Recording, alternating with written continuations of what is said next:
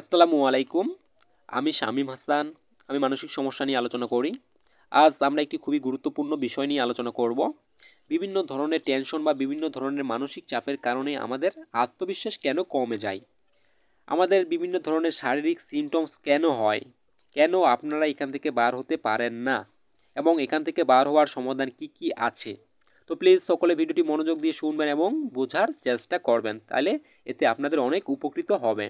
আর যারা চ্যানেলটা সাবস্ক্রাইব করে রাখেন নাই, প্লিজ সকলে চ্যানেলটা সাবস্ক্রাইব করে রাখবেন যাতে আমি নতুন নতুন ভিডিও করার একটা উৎসাহ পাই। আসলে মানসিক সমস্যা মানে যে আপনাকে প্রতিনিয়ত ওষুধ খেতে হবে এবং প্রতিনিয়ত ডাক্তারের কাছে শরণাপন্ন হতে হবে এমনটা কিন্তু না। মানসিক সমস্যা যদি খুব তীব্র আকারে থাকে এবং আপনার শারীরিক সিমটমসগুলো যদি খুব তীব্র আকার ধারণ করে, তাহলে আপনার শারীরিক সিমটমসগুলো নিয়ন্ত্রণে রাখার জন্য আপনাকে হয়তো কিছু মেডিসিন খেতে হতে পারে। এছাড়া যাদের মানসিক সমস্যা স্বাভাবিক বা নর্মাল অবস্থায় থাকে তাদের কোনো ধরনের মেডিসিনের প্রয়োজন হয় না। মানসিক সমস্যা যেমন anxiety, OCD, phobia, panic attack, panic disorder এই ধরনের সমস্যা থেকে না কাউন্সেলিংয়ের মাধ্যমে ধীরে ধীরে এই সমস্যাগুলো থেকে সম্পূর্ণরূপে ভালো হওয়া যায়। আর এই সমস্যা থেকে বার হওয়ার জন্য আপনার সব থেকে যেটা প্রয়োজন তা হচ্ছে আত্মবিশ্বাস। আত্মবিশ্বাস মানে পরিবারের উপর বিশ্বাস এটা কিন্তু না। আত্মবিশ্বাস মানে নিজের উপরে বিশ্বাস। আসলে মানসিক চাপের ভিতরে থেকে থেকে এই ধরনের রোগীরা আসলে এটাই ভুলে যায় যে তাদের জীবনে যে ভালো কিছু আছে তারা এটা বিশ্বাস করতে চান না। তার জন্য তাদের ভিতরে একটা আত্মবিশ্বাসের চরম ঘাটতি দেখা যায়। তাদের ভিতরে যে সমস্যাগুলো চলছে, তাদের যে প্রবলেমগুলো হচ্ছে, তারা যে এই সমস্যাগুলো থেকে বার হয়ে একটা সুন্দর লাইফে ব্যাক করতে পারেন, তারা এই জিনিসটাকে বিশ্বাস করতে চান না। আসলে এই ধরনের রোগীদের যদি বলানো হয় যে বর্তমানে আপনার জীবনের গোল কি, তারা বলে যে বর্তমানে আমার জীবনের গোল এই সমস্যাগুলো থেকে বার হওয়া আর এই চিন্তাগুলো থেকে মুক্তি পাওয়া। আসলে কি বলেন দেখি, এই সমস্যা থেকে বার না হওয়ার মূল কারণ কিন্তু এইটাই। আপনি যদি এই সমস্যাটাকে ইম্পর্ট্যান্ট মনে করেন, তাহলে আপনার ব্রেন কিন্তু এই চিন্তাটাকেই রেসপন্স করবে। বারবার এই থটগুলো, এই চিন্তাগুলো আপনার ব্রেন আপনাকে দিবে, বারবার এই চিন্তাগুলো নিয়ে আসবে। আপনার ব্রেন বুঝবে যে না, এই চিন্তাটাই আপনার কাছে গুরুত্বপূর্ণ, এই সমস্যাগুলো আপনার কাছে খুব ইম্পর্ট্যান্ট। তাই ব্রেন আপনাকে বারবার সেই চিন্তাগুলো রেসপন্স করাবে। আপনি কিন্তু কখনোই এই প্রবলেম থেকে এভাবে বার হতে পারবেন না। এই সমস্যা থেকে যদি আপনি বার হতে চান, তাহলে আপনাকে কিছু হ্যাবিটস তৈরি করতে হবে। প্রতিনিয়ত আপনাকে একটা রুটিন ফলো করতে হবে। আপনার যে চিন্তাগুলো আসছে এই চিন্তাগুলোর প্রতি আপনাকে গুরুত্ব দেওয়া বন্ধ করতে হবে। চিন্তাগুলো আপনার আসবে, প্রতিনিয়ত আসবে, আপনি চাইলেও আসবে, আপনি না চাইলেও আসবে। কারণ চিন্তাগুলোকে আপনি একটা হেবিটসে পরিণত করে দিচ্ছেন। চিন্তাগুলো একটা এমন একটা পর্যায়ে চলে গেছে, আপনার ব্রেন এই চিন্তাগুলোকে এমন একটা পর্যায়ে নিয়ে গেছে যে আপনি যদি চান তাও এই চিন্তাগুলো আসবে, যদি না চান তাও এই চিন্তাগুলো আসবে। তো আপনার বর্তমানে কাজ হইতেছে যে আপনি এই চিন্তাগুলোর প্রতি গুরুত্ব দেওয়া বন্ধ করবেন। এই চিন্তাগুলোর প্রতি, চিন্তাগুলো আসার পর আপনি চিন্তাগুলোর প্রতি যদি কোনো ইমোশন না দেন, আপনার যে রিলেটেড চিন্তা আসুক না কেন, আপনার মৃত্যুর চিন্তা আসুক, আপনার রোগের চিন্তা আসুক, আপনার কোনো ধরনের ভয়ের চিন্তা আসুক, আপনার খারাপ চিন্তা আসুক, আপনার নেগেটিভ থট আসুক, আপনার জঘন্য চিন্তা আসুক, জঘন্য থেকে আরও জঘন্য ধরনের চিন্তা আসুক, চিন্তা আসতেই পারে। চিন্তা আসা একটা স্বাভাবিক ব্যাপার। কিন্তু চিন্তাগুলো আসার পর আপনি যদি চিন্তাটার প্রতি কোনো ইমোশন না দেন, আপনি চিন্তাটা আসার পর চিন্তাটাকে কোনো রেসপন্স না করেন, চিন্তাটা আসার পর চিন্তাটাকে নিয়ে যদি কল্পনা না করেন, যদি না ভাবেন, আর চিন্তাটার প্রতি আপনি অনুভূতিগুলো কাজ না করেন, চিন্তাটার প্রতি যদি আপনি নিজের অনুভূতিগুলো চেঞ্জ না করেন, তাহলে কিন্তু মনে হয় না যে চিন্তাটা আসার পর আপনার ভিতরে একটা ভয় তৈরি হবে।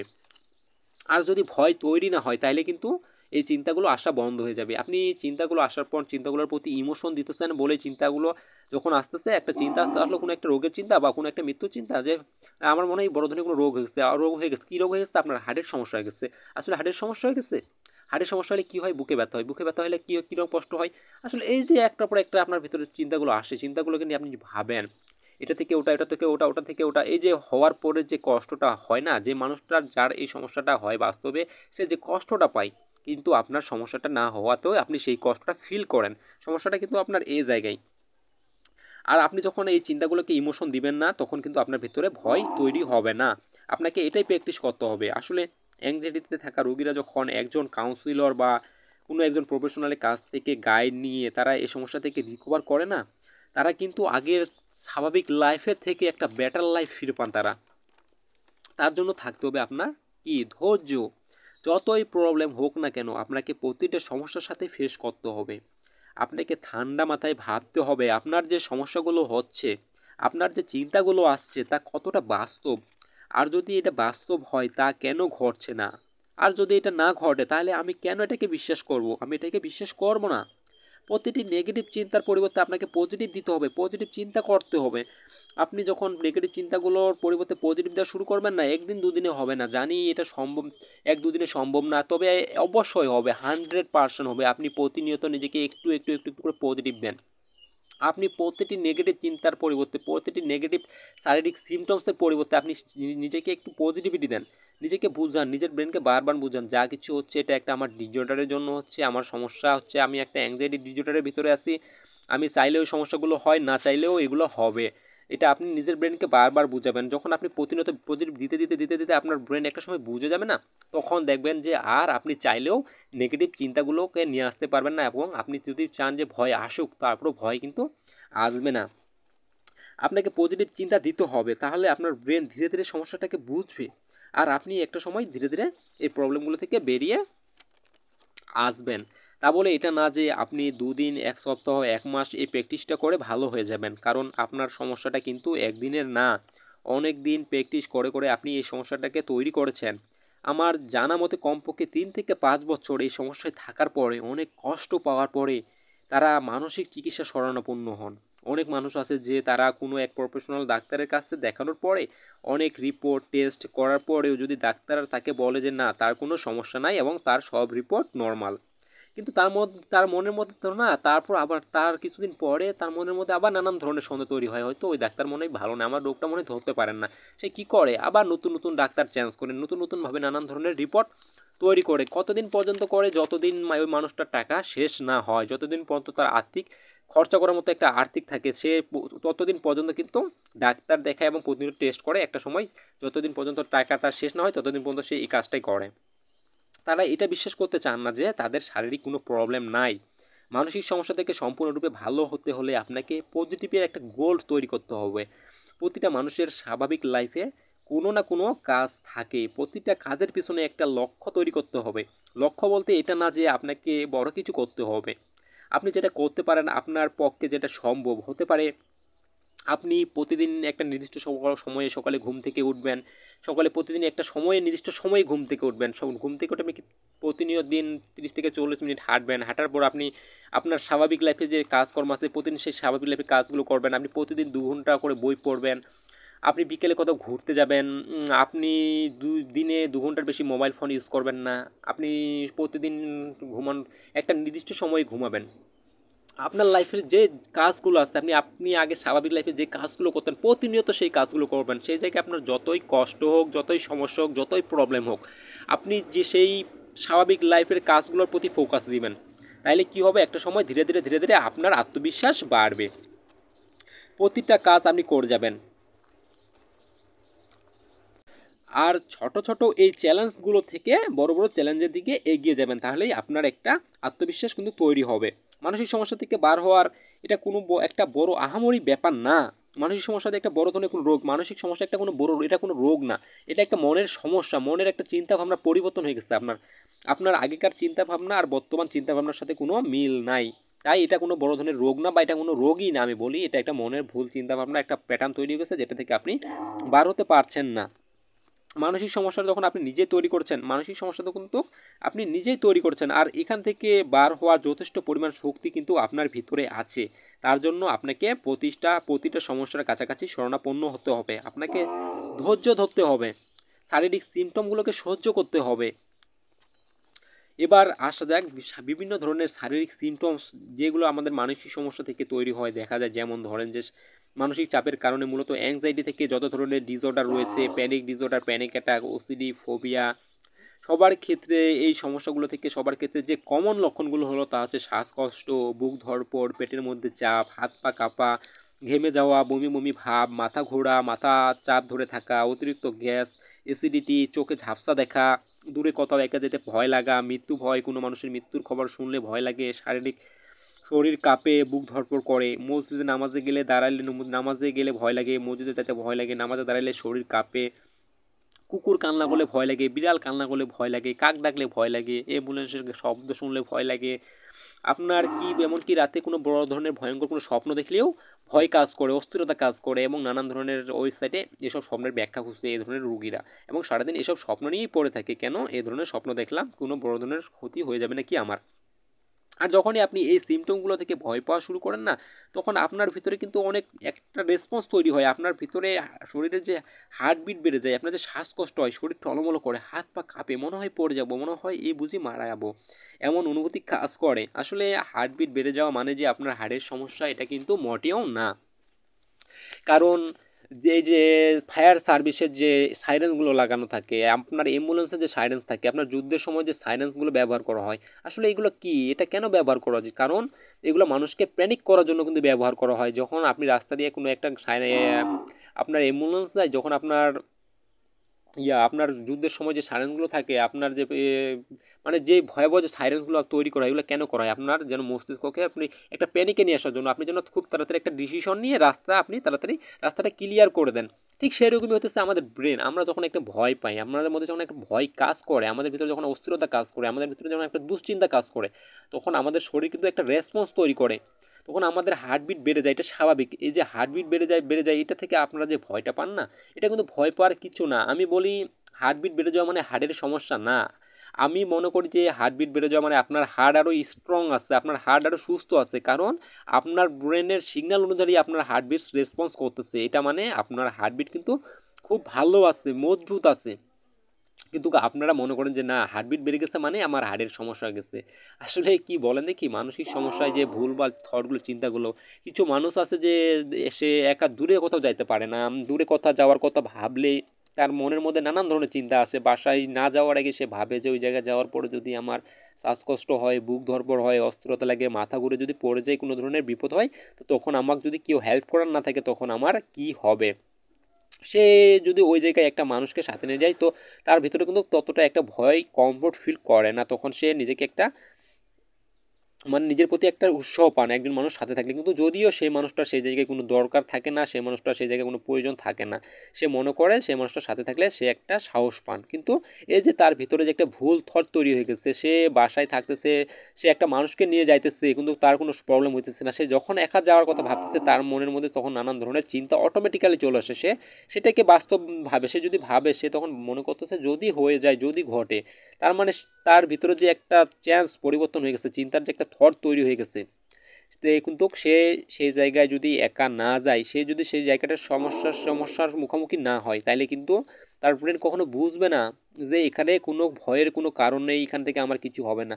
আপনাকে অবশ্যই যেতে হবে। আপনার যে জায়গাগুলোতে সমস্যা হয়, যে জায়গাগুলোতে ভয় লাগে, আপনি যান, অবশ্যই যান। প্রথম প্রথম কষ্ট হবে, একদিন, দুদিন, এক সপ্তাহ, 15 দিন কষ্ট হবে, অবশ্যই হবে। কারণ আমি জানি ভাই, এই মানসিক সমস্যা থেকে প্রচুর কষ্ট হয়। যারা এই সমস্যায় থাকে, যারা দূরে জায়গায় একা যাইতে পারেন না, তারা যদি প্রথম প্রথম একা যাওয়ার কোনো একটা অভ্যাস শুরু করেন না, যখন আপনি প্রথম একটা সপ্তাহ যাবেন, প্রচুর কষ্ট হবে আপনার। আপনার শরীর কাঁপবে, আপনার হার্টবিট বাড়বে, আপনার অস্থিরতা বাড়বে, আপনার মনে হবে এই বুঝি পড়ে যাবো, এই বুঝি মারা যাব। কিন্তু আপনার কোনো কিছু হবে না, এটা আমি আপনাকে গ্যারেন্টি দিতেছি। যার যার মানসিক সমস্যায় দূরে যাইতে প্রবলেম হয়, দূরে যাইতে ভয় লাগে, একা যাইতে পারেন না, নামাজে দাঁড়াইলে ভয় লাগে, যেই সমস্যাগুলোতে, যেই জায়গাগুলোতে আপনার ভয় কাজ করে, প্রতিনিয়ত যাওয়ার প্র্যাকটিস করেন আপনি। আপনাদের আমি সকলকে বলতেছি, প্লিজ অনুরোধ করে বলতেছি, আপনারা সকলে যাওয়া শুরু করুন। তো অবশ্যই যাবেন, সেখানে যাই আমি বারবার আপনার নিজের ব্রেনকে বোঝাবেন যে যা কিছু হইতেছে এটা আমার একটা মানসিক সমস্যার জন্য হইতেছে, একটা ডিজঅর্ডারের জন্য হইতেছে, এখান থেকে আমি মারা যাব না, আমার কিচ্ছু হবে না। জিনিসটাকে আপনি নর্মালি নেওয়ার চেষ্টা করবেন, আপনার ব্রেনকে বারবার সিগন্যাল দিবেন যে এটা একটা ডিজঅর্ডার, এছাড়া অন্য কিছু না। আপনি যখন প্রতিদিন যাবেন, প্রতিনিয়ত আপনি কষ্টটাকে সহ্য করবেন না, তখন না আপনার ব্রেন কিন্তু বুঝবে যে না, আসলে এখানে ভয়ের কোনো কারণ নাই। আমি যে সিগন্যালটা এতদিন ধরে দিতেছি, আমার যে ব্রেনের যে সিগন্যাল, এই সিগন্যাল আসলে আমার ভুল, আসলে এখানে ভয়ের কোনো কারণ নাই। তো আপনি যখন ব্রেন আপনার বুঝবে, তখন ধীরে ধীরে ধীরে ধীরে আপনি সেই সমস্যাগুলো থেকে ভালো সম্পূর্ণরূপে আপনি একা একা সেই জায়গাগুলোতে যাইতে পারবেন, এবং আপনার ব্রেন সব কিছু তখন নিজে নিজে কন্ট্রোল করতে পারবে। আপনারা সেই ভয়গুলো কাজ করবে না, আপনি সব জায়গায় ঘুরতে পারবেন, যাইতে পারবেন, সমস্যা হবে না। প্রথম প্রথম শুরুর দিকে একটু সমস্যাগুলো হয়, এটা স্বাভাবিক, এটা ভয়ের কোনো কারণ নাই। আপনি যখন যাওয়া অভ্যাস করবেন, তখন এই সমস্যাগুলো আর থাকবে না। তো কিছু মানুষ আছে যে কারো মৃত্যুর খবর শুনতে পারে না, কোনো মানুষ মারা গেলে দেখতে যাইতে পারে না, সেও ভাবে বুঝি সেও বুঝি মারা যাবে। কোনো মানুষের হার্টের সমস্যা হলে হার্ট অ্যাটাক করলে তো হার্ট অ্যাটাকে মারা গেলে তো সেও ভাবে যে আমার মনে হয় হার্টের সমস্যা হয়ে গেছে, বুকে একটু ব্যথা করলে মনে হয় যে হার্টের প্রবলেম হয়ে গেছে, এটা হয়ে যাবে ওটা হয়ে যাবে। আসলে যদি একটা মানুষ মারা যাওয়ার পরে যদি আপনি যদি মারা যান, তাহলে তো পৃথিবীতে মানুষ বেঁচে থাকার কোনো কারণই নাই। কারণ আবার যে একজন মানুষ মারা গেলে তার মৃত্যুর খবর কিন্তু হাজার হাজার মানুষ শুনে, তো তাহলে তো হাজার হাজার মানুষ মারা যাওয়ার কথা, তারা কই? তারা তো এসব কথা ভাবতেছে না, এসব চিন্তা তাদের মাথায় আসে না। কিন্তু আপনার মনে হয় সে মারা গেছে, আপনিও মারা যাবেন। আসলে এখান থেকে কোনো সময় সে মারা গেছে আপনি মারা যাবেন, এটা কখনো বাস্তবতা হয় না। এটা একটা ডিজিটালের জন্য এই চিন্তাগুলো আপনার আস্তে আস্তে আপনার এই সমস্যাটা এই ভয়টা যদি আপনি দূর করতে চান, তাহলে অবশ্যই আপনি আপনার যে জায়গাগুলোতে ভয় হয়, আপনি কোনো একজন মানুষ মারা গেছে আপনি দেখতে যান, সেই মানুষটাকে অবশ্যই দেখতে যাইতে হবে। আপনি প্রথম আপনার কষ্ট হবে, আপনার সমস্যা হবে, আপনার শারীরিক অনেক সিমটমস দেখা দেবে, আপনার বুক ধড়ফড় করবে, শ্বাসকষ্ট হবে, মাথা ঘুরতে পারে, মাথা ঘুরে পড়ে যাবো মনে হতে পারে, আপনার শ্বাসকষ্ট হতে পারে, টলমলো করতে পারে, গা বা হাত পা কাঁপতে পারে। কিন্তু আপনি যান, যতই কষ্ট হোক, যতই সমস্যা হোক, আপনাকে যাইতেই হবে, অবশ্যই যাইতে হবে। এটা আপনি আজ না হোক কাল, কাল না হোক পরশু, আপনি যদি এই সমস্যাগুলো থেকে রিকভার হতে চান, সমস্যাগুলো থেকে বার হতে চান, তাহলে অবশ্যই আপনার যাইতে হবে। আপনাকে যে জায়গাগুলোতে আপনার ডেঞ্জারাস মনে হয়, যে জায়গাগুলোতে আপনার কাছে ভয়ঙ্কর মনে হয়, আপনাকে সেটার মুখোমুখি হতেই হবে। তাই প্লিজ আপনারা ভয় পাবেন না, কেউ ভয় পাবেন না, এখান থেকে কিচ্ছু হবে না। আপনারা যে যে জায়গাগুলোতে ভয় হয়, যে জায়গাগুলোতে সমস্যা হয়, সেই জায়গাগুলোতে প্রতিনিয়ত যাওয়ার চেষ্টা করেন। অবশ্যই একটা সময় আপনি জিনিসগুলো থেকে বেরিয়ে আসবেন এবং আপনারা চাইলেও ভয় কাজ করবে না।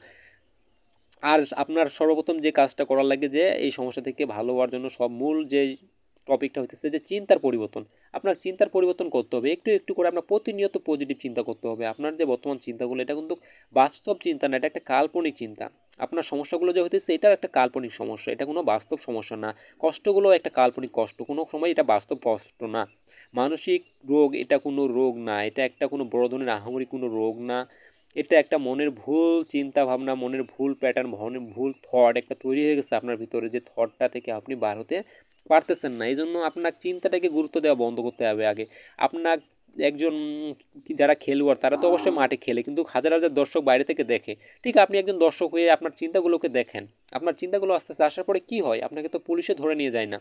আসতে পারে চিন্তা আসুক, চিন্তার কাজ করুক, আপনি আপনার কাজে ব্যস্ত থাকেন। একটা সময় চিন্তাগুলোকে যখন আপনি গুরুত্ব দিবেন না, তখন চিন্তাগুলো এমনি থেকে আসা বন্ধ হয়ে যাবে, যে না আমার তো আর কোনো গুরুত্ব দিতেছে না, আমি তো আর সেই শরীরে কোনো রেসপন্স তৈরি করতে পারতেছি না, তার এই জায়গায় যাওয়া আমার কোনো আর লাভ নাই। সেই চিন্তাগুলো এখন তখন ধীরে ধীরে ধীরে ধীরে ধীরে ধীরে এগুলো একটা স্মৃতি হিসেবে চলে যাবে, আর আপনার মনে থাকবে না যে আপনি একটা সময় অ্যাংজাইটিতে আসছিলেন, আপনার মানসিক সমস্যা আসছিল। যারা এই সমস্যায় আছেন প্লিজ, ভিডিও বেশি বড় করলাম না, যে যারা এই সমস্যায় আছেন আমি তাদেরকে একটা কথাই বলতে চাই যে কেউ ভয় পাবেন না। যতই ধরনের সমস্যা হোক না কেন আপনার, যত ধরনের সিমটমসই হোক না কেন আপনার, এখান থেকে সম্পূর্ণরূপে ভালো হওয়া যায়। এবং ভালো হওয়ার পর এই সমস্যাগুলো থেকে রিকভার হওয়ার পর আপনার লাইফ, এমন একটা লাইফ আপনি পাবেন, যে লাইফে আপনার কাছে যদি ছোট ছোট কোনো ধরনের সমস্যা আপনার সামনে আছে, আপনি সেগুলোকে ছোট্ট একটা বিন্দু কণা পরিমাণও আপনি সেইগুলোকে গুরুত্ব দিবেন না।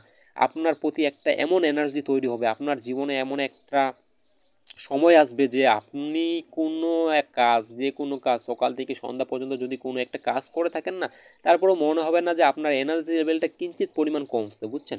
এমন একটা এনার্জি ভিতরে কাজ করে, খুব ভালো লাগে, বুঝছেন? একটা ভালো লাইফ পাওয়া যায় এই সমস্যা থেকে বার হওয়ার পরে। তাই সকলকে বলবো যারা এই সমস্যায় পড়ে আছেন, যদি নিজে নিজে না পারেন প্লিজ কাছাকাছি কারো একটা হেল্প নিন, অবশ্যই নিন, কারণ নিতে হবে।